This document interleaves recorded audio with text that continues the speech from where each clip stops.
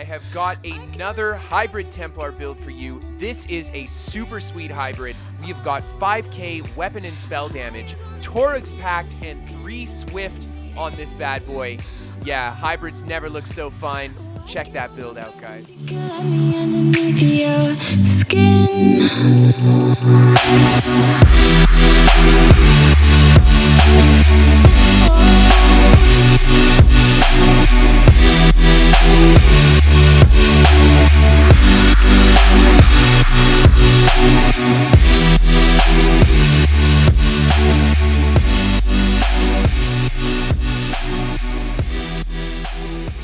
Alright, so let's take a look at the build. So to start off, guys, for the race, I am a Nord Templar. Nord is not ideal for this kind of a hybrid build. You kind of want to go with Dark Elf, because Dark Elf gives you both max Magicka and max Stamina. That being said, a Pelinal's hybrid does not rely big time on the max Mag and max Stam pools. It relies a lot more on the weapon spell damage stacking, so any race kind of works. Nord is just the one that I had, but ideally Dark Elf for most damage. So to start off, our max stats here, we're just under 18k Magicka and Stamina. Not a lot, hey? It looks pretty slim. It's not a lot, and that's what a hybrid looks like. If you guys have seen my hybrid builds before, this is the low end for this weapon spell damage. This is on the very low end, guys, but still, it's gonna work. It's enough. Honestly, I wouldn't go much lower than 18k. Then you start to run into big issues with having enough resources to actually be able to fight.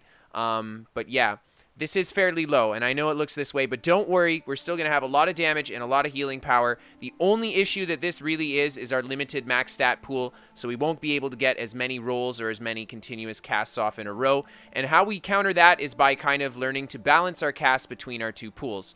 Now, looking at our max health, we've got 23k health, no Emperorship bonus, so 23k health, not bad. We are a Nord, so if you were a Dark Elf, around 22k health, not bad at all. We are in medium armor, kind of on the lower end again, but definitely not terrible. Our Magicka recovery is coming in at just under 1500. When we go into our sprint, it comes under just 1600 Magicka recovery, and then our stamina recovery when we buff up is coming in at 1900, so very good stamina recovery there. Our weapon crit is 39%, our spell crit is 22%. We are running the buff for that bonus as well, so we have 32 and 39% crits respectively. And then finally, our weapon and spell damage on this build is a whopping, here you guys ready to see it, we're going to buff up here, 5,047 weapon spell damage. Now I know what you guys are thinking, Jack, this looks low. This looks lower than your other hybrid builds. This doesn't look like a high damage hybrid. Well, we're running Torugs pact on this build. We straight up have 5k weapon spell damage on the hybrid, and we're running Torugs pact. So yeah, I'll show you guys again when we buff here. That beautiful Torugs pact enchant. Oh my gosh, 5k weapon spell damage with the very nice regens, and then Torugs pact. Our Magicka recovery is a little bit lower on this build. The stam recovery is absolutely fantastic where it is, but we make up for that lower mag recovery by, of course, running Resto Staff on the back bar.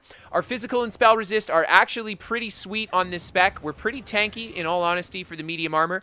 We've got 20k physical and 25k spell resist, so pretty nice, and then 2.1k crit resist on the build.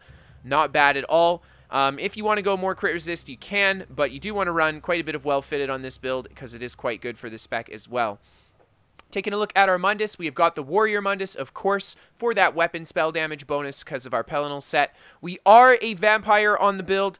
Now, you don't need to be a Vampire for this build, so that's kind of optional. It's up to you guys if you want to do it. You can always go for a kind of lower regen spec, because that's kind of what we get from Vampirism, is a little bit more Magicka stamina recovery. So if you go non-Vampire, you'll have a little bit less regen. You can always go non-Vampire with the Tri-Stat recovery drink to run the health recovery as well. It's an option too. And then finally, for the drink, we are running the Magicka stamina recovery drink. And you guys have seen this on my hybrids before. This one is absolutely fantastic. Just about 500 of each recovery for 1 hour. Super great. Gives us all the sustain that we need for this build. And then the lacking Magicka sustain we, of course, make up for again with that Resto Staff. And then finally, for the potions that we use on this build, I would highly recommend that you go for these potions here. Essence of Immovability. You become immune to knockback and disabling effects for 10 seconds. So you gain the Major Savagery buff, so we get that weapon crit buff as well. And then finally we get that stamina back as well, which is going to play into our sustain. If you want to run the stamina jabs on this build, you can. And then of course you cover the Major Savagery buff. It's kind of up to you. It is a hybrid build, so you get a lot of flexibility with the skills that you want to use, which is kind of the best part about it. But we do have a kit that we are using for it, and I did put the kit together, and I do really like the way that the kit functions on this build. But we'll get into that in just a bit. So taking a look at the gear that we're running, guys. To start off, we have one piece Kenna and one piece Veladrith. We are actually not running Slimecraw on this build. Don't worry, we still have that minor Berserk buff from our Restoration Staff. For the longest time, I've been running Resto Staff on my Templar hybrids, and I've been using Slimecraw instead of just using Combat Prayer. So for this build, we actually use Combat Prayer instead of running Slimecraw, so we get to stack even more weapon spell damage on this spec. And that's why we've gone with the Kenna Veladrith combo. The next set that we are running is, of course, Pelinals. We get some max health, both the stamina and magicka recoveries, and it'll turn our weapon damage into spell damage on this build, and that is how we get that 5k weapon and spell damage, by stacking the weapon damage and then translating it over with the Pelinals set here. The next set of gear that we have is Torugs Pact, and yeah, with the offensive stats that we have on the hybrid, they're not too shabby to start off, and then we get Torugs Pact on top of it. Absolutely insane. The damage on this build is really good. It is a very bursty hybrid, which is pretty freaking sweet, and then on top of it, it's also swift. I don't even know what to say anymore. We even went swift, and we still managed to hold 5k weapon and spell damage. This patch, man, this patch is fantastic. So there you have it, guys.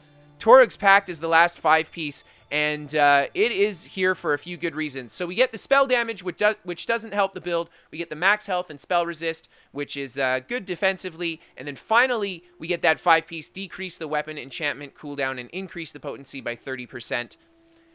Yeah, this makes our weapon spell damage enchant really powerful on our Resto Staff with that infused bar. Very, very, very strong Torugs Pact enchant, honestly, and that's going to give us like 800 weapon spell damage when this thing goes off. Super, super good. And then finally, we also get the bonus enchant damage on the front bar, and this is of course on that 1.5 second cooldown on our infused weapon here. And this patch, these guys still share that 1.5 second cooldown. We do have Nirnhoned on the front bar for the damage, and then infused on the back bar. Next patch, guys, it won't share the cooldown, so next patch you can just run the same kind of deal here, except your Nirnhoned one's just going to deal a little bit less damage less often, but you'll still get a lot of enchants with your offhand here. I think you could even try running like no enchant on your main bar and run the Nirnhoned, and then run the infused on the back bar with the enchant, just so that when the enchant does go off on your back bar, you make sure that it's always the infused chant that goes off. But there you go, guys. That is the combo. We've got the 5k weapon spell damage with the Torugs Pact on top. It's beautiful, and we get to have some serious damage with that setup, and I'll show you guys on this mob again. Fully buff here, and we'll just do a heavy attack.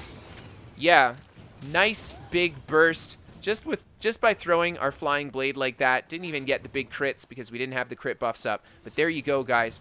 Really good damage on this build. Seriously, this is one of the burstiest hybrids that I've played, in all honesty, and it's really cool to actually have this burst on it. But enough about raving about this Torugs Pact. So as you can see here, we went infused with the weapon spell damage. We went infused with the shock glyph on this guy. I think the shock glyph is BIS because of that minor vulnerability, which will further increase the amount of damage that you can do burst-wise. And then we have the flame glyph on the front bar, and we went with the flame glyph on the front bar for that damage over time that it can deal. So there you go. For the jewelry, guys, full weapon damage enchants, because that will be translated over into spell damage as well. And then we went with the full swift traits. You could go for infused here if you want. Swift is pretty BIS for PvP, in all honesty. The speed is really good, but if you want to up the damage or healing of this build even more, you can go for the infused, and you'll be able to put about 500 more weapon spell damage on it. It is totally up to you guys if you want to run the Swift or infused. I think Swift is better for solo PvP. Infused is going to be better for things like Battlegrounds and larger group PvP. So there you go, guys. The more people you plan on fighting by yourself, the faster you got to be, in my opinion. So there you have it. And of course, Infused doesn't give us a super huge bonus when it's green and blue, and upgrading the jewelry is really expensive right now. So Swift is honestly a good option because we get most of the bonus right off the bat. And yeah, we wouldn't be getting much from the Infused anyway this way around. I think the Infused is only worthwhile if you have purple or higher quality. So for the traits on the gear, guys, we have gone with 3 pieces of Impenetrable. And then, of course, the rest is well-fitted. You've got to go with the Impen well-fitted combo, I think, for medium armor. It's really good. 3-4 is a pretty good spread. You can do more or less of the one that you think you need more of. Totally up to you. And then finally, for the enchants, guys, you want to go, of course, with this tri-stat Hacky Joes. That max health, the max magicka, and the max stamina. Definitely what the hybrid needs. We need all of that max stat that we can get, and it's pretty much coming from just here in our attributes. As you can see, our attribute spread 37-27 just to even the stats out. But yeah, not massive attributes at all. There you have it. Let's take a look at the skills that we're using, guys. To start off, we're going to start on the dual wield bar to begin. So the first ability we have here is Flying Blade. Something I just want to note about these tooltips is that we don't have Minor Berserk on, and we're missing the Major Brutality, and we're missing a very powerful Torugs Pact enchant. When we have all these buffs up, you'll see how much bigger this tooltip is. So it's just under 7k here. When we go with the Berserk, go for the enchant and the Blade there, yeah, 9,200. So it goes up by like over 20%. So the tooltips are going to look a little bit lower than what they will actually give you when it's in combat, and that's just because we get such massive amounts of buffs from being actively in combat on this build. So there we have Flying Blade as a kind of our primary burst damage skill. This is also access to Major Brutality. This is a nice skill for a couple reasons. Number one, it's a really good dual wield, just single target damage ability. It can proc Torugs Pact, which means we can deal a lot of damage with it, more than the tooltip alone suggests that we can deal. And then finally, on top of it, we got 41 meters of range on this bad boy. That means that we can actually use it in conjunction with our reflective light, etc., and actually have some ranged potential and burst on this build. Now, we don't run Power of the Light on this spec, but if you wanted to have more of a single target range spec on this, you could totally go Power of the Light and huck Flying Blades with light attack pokes on your resto staff and actually deal quite a bit of damage. So there you go. It's pretty cheap too, and we get a little bit of a snare. If you want to go for the AoE morph, you can on this bad boy. Totally up to you. And if you want to run jabs, well, you honestly can't run it there. You have to give up your gap closer. And that brings us to the next skill. We have Toppling Charge. We finally have a gap closer on our dual wield bar. Because we went hybrid, we can use the Toppling Charge. And yet again, this will have a much higher tooltip within that 7k plus. I think it's about 7.4k on this build. And it can proc Burning Light. This is going to be our gap closer and primary stun. Very, very good ability, I think, to pair on this build. It will not proc your Torugs Pact, so you want to make sure to chain in your light attacks after you land this. Otherwise, you're not going to get that Torugs enchant damage bonus on top. The next skill that we have is Race Against Time. This is here for the buffs that it provides. Of course, we get that Major Expedition. This is our only Major Expedition, so we need this to move quickly. And of course, it reduces the cost of sprint by 50%. That's our primary mode of movement, is sprinting around. So using this skill to sprint around is a really great way to just stay alive and not spend a lot of resource kiting people out, because of course we have the Swifty as well. And then finally, it also gives us access to the crit damage bonus, give us 10% more damage on our crits, both magicka and stamina. So a great buff for the hybrid build again. The next skill that we have is Resolving Vigor, and this is our primary stamina heal. And yeah, I actually want to buff these skills up because I want to show you guys the tooltips on our heals on this build, because they're actually pretty good. They're not bad at all. So we'll just go for the poke here and throw the thing.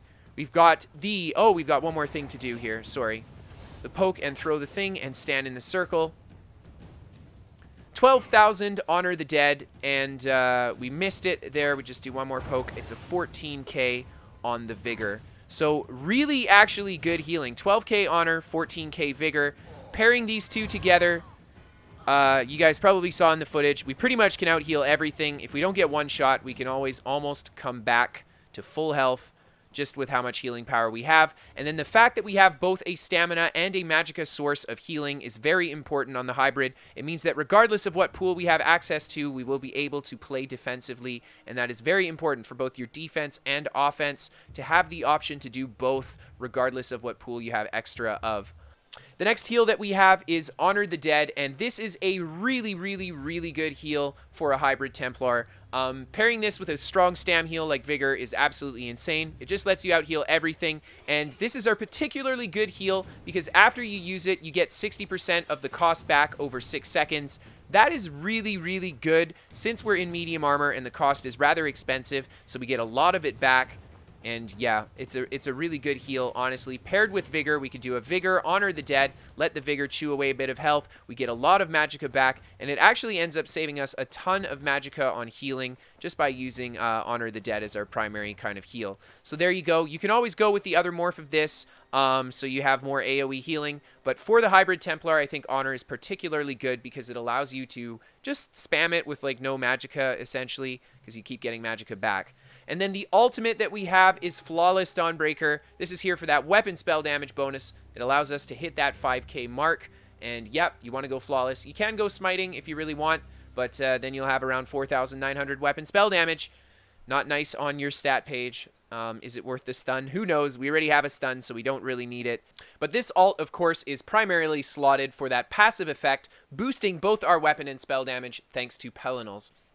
And then on the front bar, guys, we have Reflective Light. This is going to be access to Major Prophecy, which is super awesome, giving us that spell crit buff, giving us a complete access to the buffs that we need for this build. And it's also a good damage over time, as well as a snare on the opponent. Nice bit of flame damage, nice bit of upfront damage. It's very cheap, and it hits 3 targets with that snare as well. So just a nice little kind of offensive dot skill that we use on this build to buff as well. And then we have Solar Barrage. And Solar Barrage is as well a really good kind of damage over time skill, is a good way to look at it. It puts an AoE pulse on you, and it lasts for 8 seconds, so it pulses, I think, 5 times, actually. It pulses a lot, and it does a pretty decent amount of damage. Not a massive amount of damage, but it also grants that Empower. We are running Dual Wield on the front bar. Dual Wield has one of the best light attack damage in the game, so giving that Empower to our Dual Wield light attack is really nice, and you don't actually have to hit anything, so even if we're poking someone at a distance, if we activate Solar Barrage, we still get the Empower on our poke with our Resto Staff as well.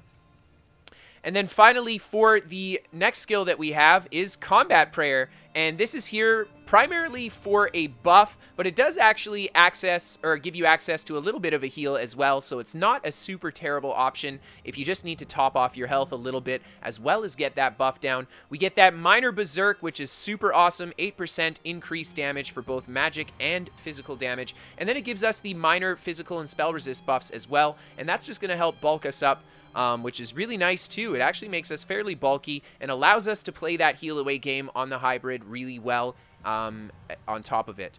But yeah, this is primarily here as a buff, and you're going to be casting this when you enter your offensive combo. The way that we normally set up an offensive combo on this build is you start off with the Solar Barrage, and then after you use your Solar Barrage, you're waiting for that first tick, right? So you actually go into your Combat Prayer after the Solar Barrage, and then you go for your Race Against Time and then drop the damage on them. Normally your Race Against Time is up all the way, or up anyway, because you're using it to move around. So it's just normally the Solar Barrage, Combat Prayer, and then you switch to your other bar, charge in, go for the Flying Blade as well. But there you go. Really, really good buff skill, and using it on the hybrid Templar means that we could really just run more sets, pushing our weapon spell damage higher, helping make up for the fact that we went Swifty and Torugs Pact on this build.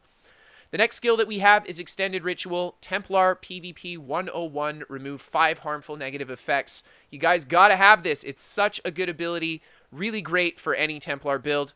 Removing those negative effects is dope. We are on a hybrid Templar, so this is actually a pretty decent heal over time, which is super awesome as well. So pair this in with our other healing just to give us more healing on top. And then on top of it, our allies can use it to cleanse all negative effects from themselves as well. And it snares everybody that walks in at 30%. Super dope. And then the last skill that we have is Restoring Focus. This is going to be access to our major armor buffs for that physical and spell resist, as well as the minor vitality and minor protection for increased healing, as well as reducing the amount of damage that we take by 8%. So a really good buff skill as well for our build. So we have quite a few buffs on the build, but it allows us to be very tanky and maintain a lot of offensive burst as well, and have quite a bit of heal away power on top of it. And then for the ultimate, guys, we have gone with the Resto Staff Lights Champion. This is a fantastic ult. It helps cover even more buffs for us, major protection, major force, so we can push huge damage in this ult, as well as having a lot of heals on us and a lot of protection from that major protection. Yep. It makes you very hard to kill when you use this ult. You can tank pretty much anything out, so it just turns you into just a little bit of a tank for a while, which is really awesome. And of course, because we're so fast, you can use an ult like this to get away effectively as well. Alright guys, let's take a look at the champion points that we're using. Starting off in the green tree, 26 Warlord, 14 Sprinter, and 6 in Bashing Focus. We gotta break free, we gotta sprint, and we gotta bash in that order, guys. Moving on to the next tree, 64 Mooncalf and 53 Arcanist, 0 in the other trees. The heavy attacks do return a decent amount of resource with the Resto Staff, so we could put a few points in here if we want to, but for the most part, we are playing a very high regen build, and we want to have the higher, especially stamina recovery, and of course the magicka recovery, to rely on that for the most part, instead of trying to get too many Resto Heavies off. When you run out, though, the Resto Heavy is the way to go.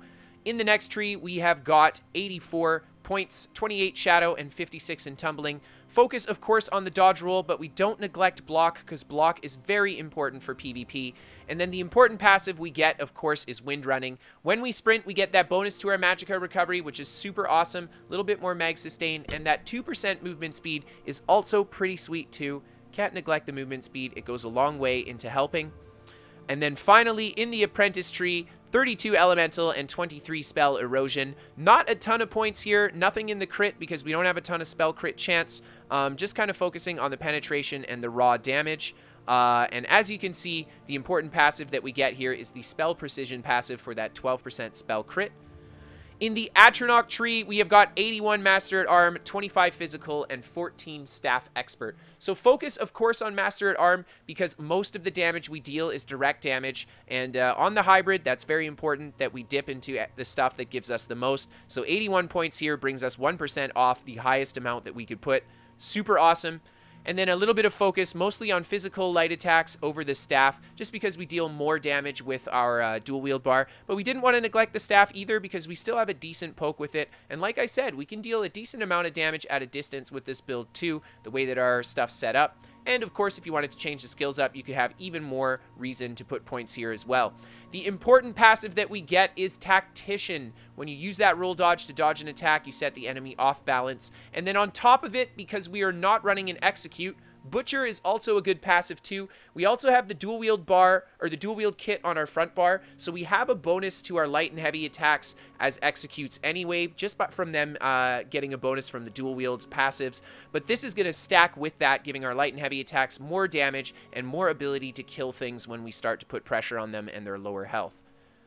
And then in the Ritual Tree, guys, we have got 32 Mighty, 32 piercing for the penetration, and then 11 in precise strikes. Just a little bit in precise strikes because we did have more weapon crit than the spell crit, but of course the focus on mighty and then the penetration is where we kind of wanted to be. And then for the passives, we have the perfect strike, which is very important for that 12% crit, and then of course Exploiter, increase our damage against off-balance enemies by 10%. That goes really well with our Tactician passive, which will set opponents off balance when we roll an attack.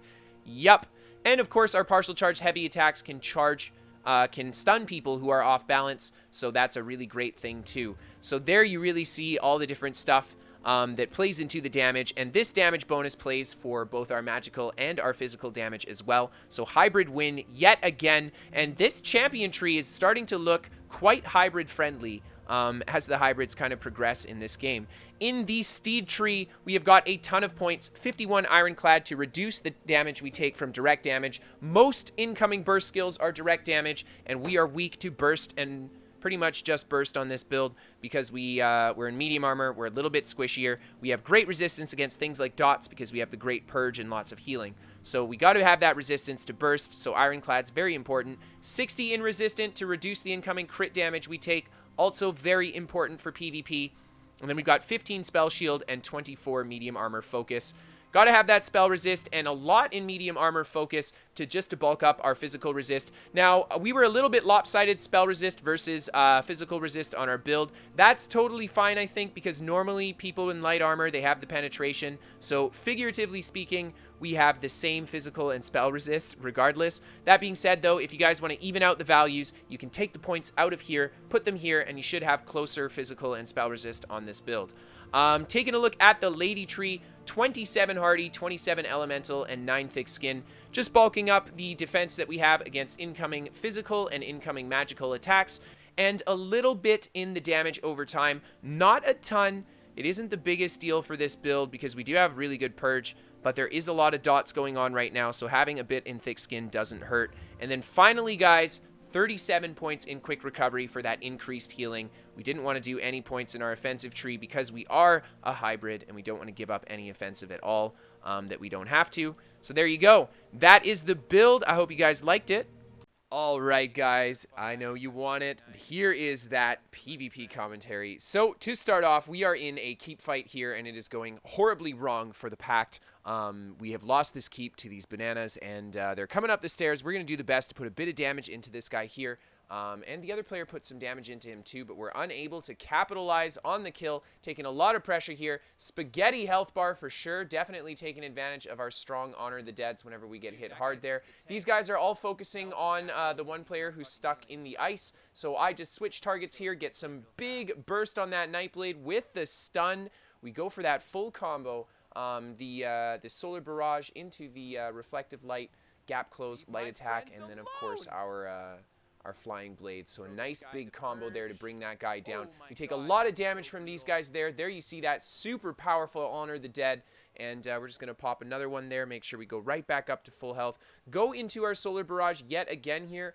Go for a Gap Closer across these guys, but we take another kind of bad stun here. Go back behind the pillars here, and here come DC as well. Oh, man. This keep fight is not looking great. We're going to take a quick jump down here, trying to find a position where we're not in too much trouble. We find ourselves in a kind of okay spot here. Put a bit of damage into this guy. Massive combo. Oh, my God. With the Flying Blade there, Torugs Pact enchant, and we had the Solar Barrage. Huge combo on that guy to bring him down, and we managed to somehow slip out of here. Very low resource. This guy comes here to kind of stop our bash. We quickly throw a stun on him and put some damage into him. He goes for a roll away, Dawnbreaker to bring him down, and right back to bring this res up there. So yeah, as you guys can see already, this build is fast and it has burst, and that's two things that we kind of have struggled hybrid-wise in the past, is building things like the speed and burst onto it. But there you can see again, we're not giving up any damage or healing for it. Massive Honor the Dead to make it out of that tight spot yet again. That spaghetti health bar on the Templar, and it plays so well with the medium armor Honor the Dead. So we do a little bit of running around the keep here, looking for more fights. We find ourselves a couple yellows. Go for our combo on here. The Solar Barrage starts going off. Get the Dawnbreaker. He dodges the Flying Blade, but it doesn't matter. The dots and the Solar Barrage finish him off there, and then we start putting some damage on the second yellow player here. We go for the Solar Barrage. Managed to actually pop a Nightblade right away, and he gets killed by us and this other EP Warden that has shown up now. Now we got a little bit extra firepower, so we're going to keep putting damage into this very high HP player. Is playing kind of a tank build, I think. As soon as the other player comes out, we quickly switch targets, stun him. There you see that absolutely massive combo on the other player there to bring him down with the Flying Blade. Just huge burst. I mean, we're hitting people for like 15k smacks with the Flying Blade. Like, I don't even know what to say. When we get that max crit, it's absolutely insane. So here we find ourselves moving up towards this this camp here to stop the AD, hopefully, from pouring into the keep. But there's too many of them up here. There's not really much we can do to really put the camp down. We take the Meteor, make sure we hold block as we come down the stairs, not to take the stun from that Meteor. And here we have an Ice Warden on our tail as well. There's that Winterborn proc. Oh, baby. Somebody loves Ice Warden. It's me, and I like seeing it in PvP. But we are playing a speed build, and we've got a lot of Purge, so we are pretty good counter against the Ice Warden. You see that we just stand in his fields for a bit, but whenever we want to escape, he's going to have a tough time locking us down, which is really good, and that's probably one of the best things about going the speed pots. We go up the stairs there, a little bit of kite game. Cheeky little jump there, and the resto heavy attack, of course, just to get a bit of resource back. And yeah, we kite these guys out good enough that they just kind of give up chasing us. So we go back up to the top here, put some more damage into these guys. We put great pressure into this guy, and we just can't capitalize on it. We're taking a lot of damage from other players. He's getting healed at the last second, and we see there, we can't even get the light attack off. No resources left, so close. Honestly, we probably went a little bit too hard trying to get that kill there. Here you see we get caught. Very, very low stam. We could have broken it, but I decided to wait out the last few seconds of the stun, knowing we're going to have to go for a roll anyway, and it manages to work out. Pretty lucky there. Go for a few Honor the Deads as we get downstairs, right back up to full health. And yeah, right back at it with the kiting again. So a little bit of running around back here. We finally get our potion back up, right back up to max stam. We've got our Solar Barrage down. Big Dawnbreaker on this guy here. Trying to put the pressure into these guys. Trying to really take them down. But yet again, we are denied just by the fact that there's a few too many players here. And we've lost our fellow EP player as well. So we're kind of by ourselves now. Just kiting around here. But as you can see, there are some EP on the way. You see them working their way on the side. So we're going to have support coming. All we have to do is just keep fighting these guys. And they aren't even after us that hard anymore. They've kind of just given up chasing us at this point because of how spaghetti our health is. Every time we get hit, we go right back up to full health. And we're so fast and kitey. Oh, man. Hybrid Templar is just something else. What can I say, guys? So we go right back to kiting around on these guys here. And we catch this guy off by himself, put a bit of damage into him. The Warden comes back. He goes to kind of finish that guy off. And as we come back around the top here, we notice that AD is starting to wipe. The EP have pushed in. We go and help finish off these couple players. The rest have abandoned the post, and we actually managed to outlast the AD here. So super awesome fight. Let's move on to the next clip, guys. What have we got here?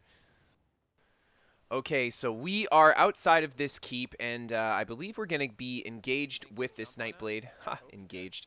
We're just going to engage with this Nightblade here. There you see we get a great toppling charge on him. Massive damage. The Solar Barrage is going to pull him out of stealth again, which is super awesome. We try to go for the Dawnbreaker to put more damage into him, but this guy just keeps rolling. We just can't capitalize on the kill there. So what we decide to do is go for a quick target switch here. Go for this player. Massive combo off of the Solar Barrage and the Flying Blade. Oh my gosh. Bring that guy down. What a combo there. And then we just turn around and put some more damage into these other guys here. But now we're starting to get a few more AD on us, and things are starting to look a little hairy, guys. And even on low resource, honestly, our pools are so small on this build. It looks like we're running out of resource. Something I really want to say, it looks like we're constantly running out of resource. And yeah, this kind of 1vx here, it gets a little tight, but the pools are so small, they just come back so fast. Here you see we go for the healing ult. Even if we get stunned in that ult, we'll be okay. And we managed to get a good sprint out of here and break the distance from this group. And we actually managed to, on no resources, pull away from that group of AD. And here we are engaging with this Nightblade here.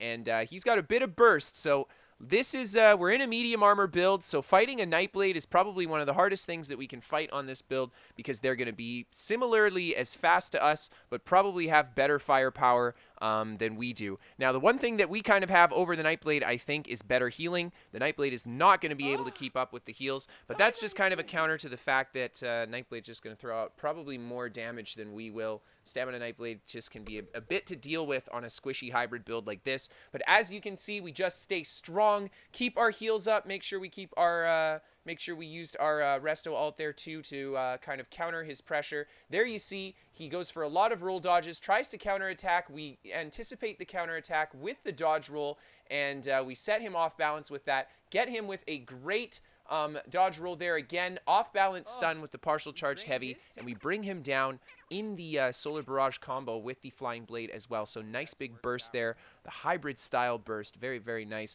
And then we just go to re-engage with these yellow here. Take kind of a weird roll there. Here you see we're just in Beam City. I keep hitting the Purge, and it's not doing anything, so we just pop the resto ult, and I decide let's sprint out of there. If we pop the resto ult, the beams will not drop us below below anything really. We should be able to just out heal it and sprint away. And that resto ult coming in clutch yet again on this speedy build. I told you guys it's so good for that getaway, and here you see it again. Easy sprint out of there with the resto ult, and by the time we re-engage, we're almost right back up to full ult anyway. And there you see we engage with this Nightblade. He gets a nasty stun off on us. We respond right away with a purge into our burst heal, so we get right back up to full health there. And he does not re-engage with us afterwards. I think he's going to wait for the rest of the AD to come before re-engaging. Here you see it. There's another AD player, and we're going to have to fight these two. 3 of them now. I go for the resto ult. Here you see we're just easily tanking the damage. But now that the resto ult's at its end, we're very low on resource. We get the Vigor, the Honor the Dead. And yeah, oh my god, this spaghetti health, guys. We can just come back from nothing. This build is so ridiculous. There you see it again. We're getting lower and lower and lower. The Vigor is slowly not healing enough. Big Honor the Dead, and then we turn it around. Nice resto heavy, gets some mag back. Big combo on this guy here, and we bring him down just with a few flying blades. Nice big spike on him. And yeah, we actually managed to escape, and then we're just going to re-engage because, heck, what do we do after escaping? Always re-engage. Get bum rushed by a few of the blues here, so we're just going to do a quick peel behind here as to not to take too much attention, but we did attract a couple yellows. Get a bit of a heavy attack. There you see just a nice little kite maneuver. Just using the speed, you run one direction, retrace your steps, just get that heavy attack off. A little bit cheeky, but comes in handy if you can pull it off, get a little bit of extra resource, and of course, easily we manage to clear the distance again, and I do end up re-engaging and dying as always, but we'll just skip on to the next clip because it's a rather lengthy re-engage with the death. Anyway, so as you can see, we're on another resource here, and we're fighting more bananas. I think every single clip today is against yellow players. We were hunting yellows today, what can I say? But anyway, we're fighting on the resource here, and we actually managed to pull a really nice 1v1 against a Magicka Nightblade here. And yeah, I thought I'd include a 1v1 because it is a hybrid build, and one of the biggest things that people ask about hybrids or question about hybrids is their viability in combat and maybe how good they would be at something like a 1v1. And this is going to be mostly an open field fight with this guy. He does use cloak occasionally, and I also use a little bit of terrain on him, but for the most part, it is a fairly open field fight, and you get to kind of just see how we get to perform in the 1v1. We've got very good burst power against this guy. As you can see, we're putting him pretty heavy combos into him, but a lot of this fight is also going to be healing away the damage he does to us and actively dodging it by using the medium armor. And there you see we dodge big combo from him there, get him with the stun on the retaliate, massive combo to turn back, and we drop his health really low there, but not enough to quite finish him off, and he just goes into the healing ward and the ward and brings it right back. So yeah, this is always a fun fight. I find a Magicka Nightblade is a pretty good fight to determine how strong you're going to be 1v1, is to fight a Magblade that plays fairly well, and this guy played fairly well when we fought him. He did good job defending himself. His offensive combos were good too, but we shut him down pretty hard, I'm not going to lie. Our purge came in really handy because he is playing, as you can see, a rather nasty dot blade on top of the burst that he's running. So it seems to be a very 1v1 focused build for the most part. And we just counterattack yet again with that huge stun into the flying blade, and we put massive damage into this guy. He goes into the cloak. We actually managed to force a cloak on the Nightblade, which is really great. But still, we pull him out with the AoE, put huge damage into him again, nearly bring him down. He brings us really close as well. We get a massive burst heal, still eat a huge combo. I believe it was from his spectral bow there, but we did get the Honor the Dead off just in time not to die from that spectral bow. So really kind of close call there. Massive attack again. Huge combo off of the Valkynscoria. Double dodge roll to dodge those attacks. Really good kind of defensive play there. We take the stun, but it's not a huge deal. We get him on the counter stun, and we just rebuff here, and we're just going to reset everything. We throw the reflective light on him, quickly purge the dots, and then we get the... I had the block up. We still got stunned through the block there. We're supposed to toppling charge into him, but as you can see, we don't actually manage to get it. Get a great Dawnbreaker there. We're quite low HP, and we go for the stun on the low HP. I knew I'd have to risk it for the biscuit to take this guy down, because if we didn't, he would just predict the attack, and we actually managed to beat him. So great fight to that guy. I thought I'd include just a 1v1 fight so you guys could see how this kind of performs in the 1v1. And now let's move on to another clip today. So this is I think this is the last clip of the video, and it is another actually fairly long clip. All of these clips were just from one day. I put this build together literally this morning, and yeah, it turned out to be quite good. So I was glad that we could get some good footage right away and upload this video like literally tonight. Super dope. But anyway, so it was all from one day, and this was one of the first fights that we got in on the build. So excuse the lack of smoothness on the combos here a little bit. I'm a little bit smoother in the other clips, I think, just because I had spent the day playing the build by those points. And this one was, I think this is like the second fight we actually get into. But as you can see here, we engage with this Nightblade here. We get a great damage with the Dawnbreaker on him there. And then we just follow it up with the toppling charge stun, put the Flying Blade into him, and we just bring that guy down. Super great consistent damage there. Just nice, big, heavy damage to bring him down. And then this Nightblade here, we put the pressure on as well. He goes for the Dawnbreaker, and we just step forward in front of him, and he misses the Dawnbreaker. Swifty OP, but he does get us with the time stop. Time stop even greater. But there it is, the stun off the toppling charge into the partial charged heavy, and then we hit him with that Flying Blade. Big damage there, and we bring both of the Nightblades down. Really nice little Nightblade takedown, and then we work our way into the keep here. And yellow, of course, is up to no good. Making trouble in my neighborhood. Here they go, breaking down another door. We're going to go in on this guy. Massive combo. We literally just like one-banged that guy out of his own group. Holy crap. We almost paid the price for it, but there you see that huge. We didn't even use the healing ult. Just massive heals off the Templar again. The hybrid Templar, guys, for how bursty this build is, absolutely insane. Here we're just going to do it again. We get this guy from behind, do the toppling charge, light attack, Dawnbreaker, light attack, Flying Blade, and we absolutely nuke that guy too. Another awesome combo there. We engage on the back here, put almost no damage into that guy. He doesn't take any damage, and we end up taking a lot of curses, etc. I run up here, no one chases me, just quickly go for the res, and then we're just going to start resto heavying people to get their attention. And as you can see here, we did manage to get the attention of some players, and I think we have a Nightblade that engages with us. Yes, he's going to pop out of stealth any second now. There he is, and he opens with the in cap. We respond right away. We go for our potion, so we have some CC immunity. We probably should have waited a little bit on the potion there. Like I said, this was the first fight, and I was just getting used to it. The CC immunity is a bit better to wait with 5 seconds after your CC break and then pop it, so then you get your 10 seconds on top. Otherwise, you just kind of waste 5 seconds of the potion. But anyway, that was a mistake. Either way, we managed to kite them out, and we're just going to fight these yellow here. Try to split them up and hopefully engage with them fairly one-on-one terms is kind of the plan here. As you can see, we managed to catch this Nightblade by himself at the top, and we're just going to engage with this guy. Try to put some damage into him. One thing that I don't do very well is I should keep my vigor up, I think, and I didn't do a super great job of it in this clip. But in the other clips I did. And the vigor is important because it's just such a strong heal over time. Then you get that other burst heal. Here you see we put huge damage into this guy. Absolutely awesome counter burst there. Almost killed the dirty Rune Cager. I think we dropped him to like 1 or 2%.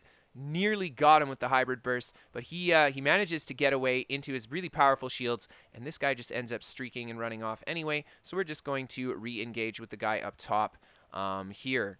And yeah, I think he ran off too. This guy is the only one left at the top. And that's pretty much it. There you go, guys. That is all the footage that we have today. I hope that you enjoyed this video. If you did, feel free to hit that like button. And if you guys haven't seen my content before or you're new here, hit that subscribe button. I've got all kinds of cool ESO builds. It's pretty much all I do. Yeah.